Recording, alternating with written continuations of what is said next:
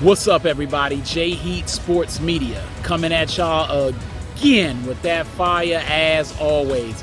Spitting the hot topics and getting the sports conversation started.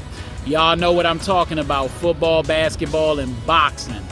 Let's continue to talk about basketball. The NBA, they've been doing big things. Talked about Boston. What about Bradley Beal to the Suns? So, Bradley Beal is a Phoenix Sun. What does that mean for the league and the landscape of the league? If you saw my last video, I talked a lot about the fact that I think Boston is now the team to beat. In the league, more so on paper, but regardless, I think it's going to develop to a case as they build chemistry with Porzingis that they're the team to beat. You still got the Denver Nuggets. Can't overlook them. They right there too. They should be the favorites based on chemistry, and now they got the confidence that they've done it. They've won the NBA championship, and they got the best player in basketball. But the only team to really give some competition, the only team to win 2 games against the Denver Nuggets, who everybody is going to be revamping their teams to compete with, that's the Phoenix Suns. Without any depth, with Chris Paul out, DeAndre Ayton hurt, Kevin Durant and Devin Booker managed to drop enough buckets to get 2 wins against the Denver Nuggets.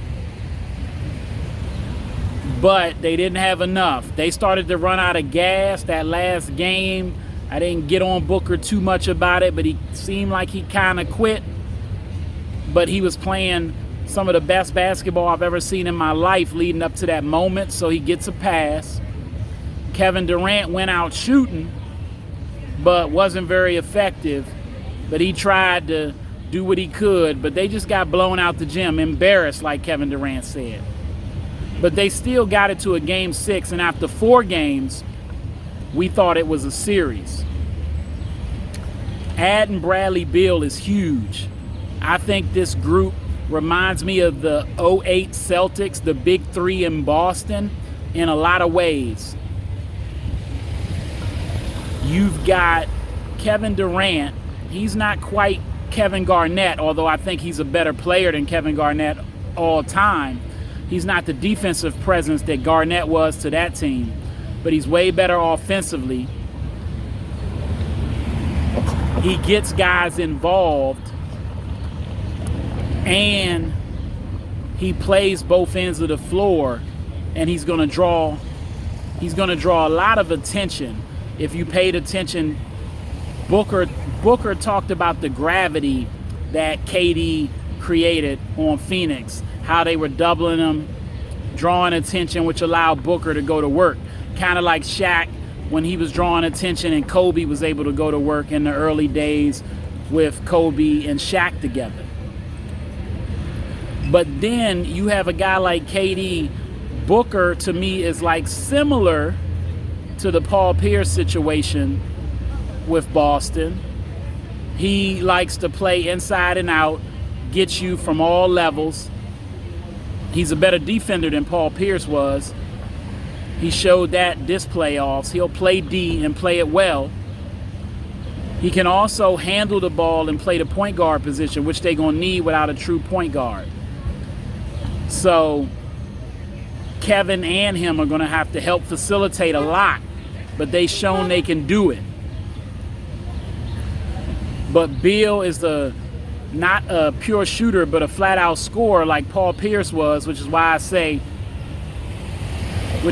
I compare it to the Boston Celtics in 2008. And then you have Bradley Beal, your Ray Allen. He can spot up and shoot, did that with John Wall. Because he's going to be the third option, a guy that was in contention for league leading score, averaging 30 points a game on multiple occasions in the league. He's a walking bucket.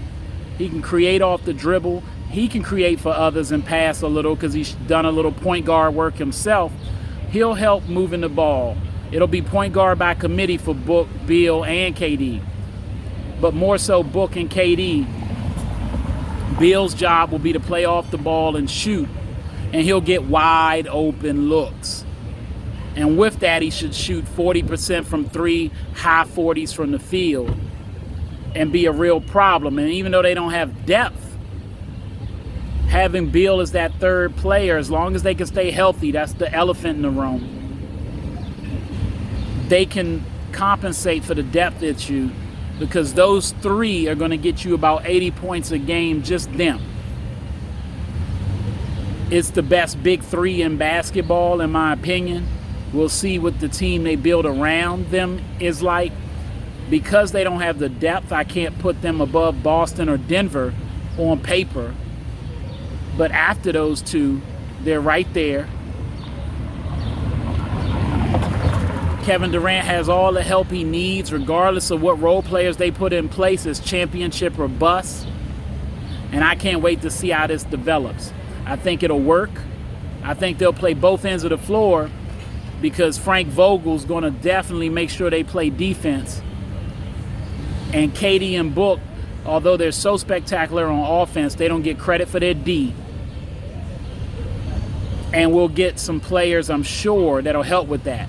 Whether they trade Ayton or not, Ayton will help with D. He'll be 16, 17, and 10. And I mean 16 or 17 points, 10 boards. Or to help with depth, maybe they turn him into a couple dirty work bigs. But Phoenix is in a bright spot. Chance to win a title. What do y'all think? All right, that's all the time I got. Y'all know what it is, and you know what you're looking for. J-Heat Sports Media. Remember to like, subscribe, or hit the bell. Get at me in the comments. Let's go back and forth. I'm on YouTube, Instagram, at the Vault JMU414 on Twitter, and of course, what's up TikTok? Holla at y'all next time.